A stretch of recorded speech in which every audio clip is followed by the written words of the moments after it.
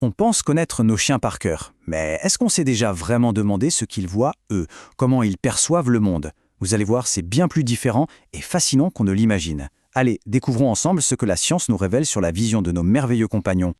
On commence tout de suite par le mythe le plus connu, le plus tenace. Est-ce que les chiens voient en noir et blanc? C'est une idée qu'on entend partout, depuis si longtemps, mais alors, est-ce que c'est vrai? Pour répondre à ça, il faut mettre de côté les idées reçues et regarder ce que dit la science. Préparons-nous à tordre le cou à cette vieille croyance une bonne fois pour toutes. Et la réponse est un grand non. Le monde d'un chien n'est absolument pas en noir et blanc, c'est une pure légende. Ils voient bel et bien des couleurs, simplement leur palette est différente de la nôtre. Leur univers est loin d'être un simple dégradé de gris. D'accord, mais alors à quoi ressemble leur monde coloré? Tout s'explique par un concept au nom un peu barbare, la vision dichromatique. Ne vous inquiétez pas, on va voir ce que ça veut dire. Voilà la grande différence. Nous, les humains, on a 3 types de capteurs pour les couleurs dans nos yeux, qu'on appelle des cônes. Un pour le rouge, un pour le vert, un pour le bleu. Les chiens, eux, n'en ont que 2. Ils sont surtout sensibles au bleu et au jaune. Alors concrètement, ça veut dire que le rouge vif d'une balle ou le vert de l'herbe leur apparaissent plutôt comme des nuances de jaune-brun ou de gris. C'est un peu comme la vision d'une personne qui serait daltonienne au rouge et au vert. Mais la vision, ce n'est pas qu'une histoire de couleurs. Il y a aussi la netteté et l'étendue du champ de vision. Et là encore, leur perception est très différente de la nôtre. Ce chiffre, 20 sur 75, c'est une mesure de leur acuité visuelle. Pour rendre ça plus simple, ce qu'une personne avec une bonne vue peut voir nettement à 23 mètres de distance, un chien, lui, doit s'approcher à seulement 6 mètres pour le voir aussi clairement. De loin, leur monde est donc un peu plus flou. Mais attention, ce qu'ils perdent en netteté, ils le gagnent en largeur. Leur vision périphérique est bien meilleure que la nôtre, elle peut couvrir jusqu'à 270 degrés. C'est un super avantage hérité de leurs ancêtres chasseurs qui leur permettait de balayer tout l'horizon d'un seul coup d'œil. Le petit inconvénient, c'est que leur perception de la profondeur est un peu moins précise. Et c'est maintenant que ça devient vraiment impressionnant.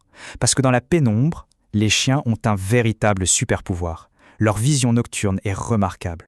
Le secret de cette vision nocturne, c'est une petite merveille biologique, le tapetum lucidum. Imaginez ça comme un miroir intégré au fond de leur œil. La lumière entre et au lieu d'être juste absorbée, elle est réfléchie pour passer une deuxième fois devant les capteurs. Ça double leur chance de voir dans le noir. Et d'ailleurs, c'est ça qui fait briller leurs yeux la nuit. C'est un véritable amplificateur de lumière naturelle. Puisque les détails ne sont pas leur point fort, leur vision s'est spécialisée sur autre chose, quelque chose de bien plus important pour eux, le mouvement. Pour un chien, un monde qui bouge est un monde qui a du sens. En fait, les chiens perçoivent plus d'images par seconde que nous. Ça leur permet de repérer des mouvements très rapides ou très discrets qui nous sembleraient flots ou qu'on ne verrait même pas. C'est pour ça qu'un jouet complètement immobile peut être ignoré. Mais dès qu'il bouge un tout petit peu, il devient la chose la plus intéressante au monde. Bon, avec cette vision si particulière, on peut se demander comment est-ce que nos chiens nous reconnaissent. Eh bien, c'est là que la magie opère, parce que tout ne se joue pas avec les yeux. La reconnaissance visuelle n'est en fait qu'une pièce du puzzle.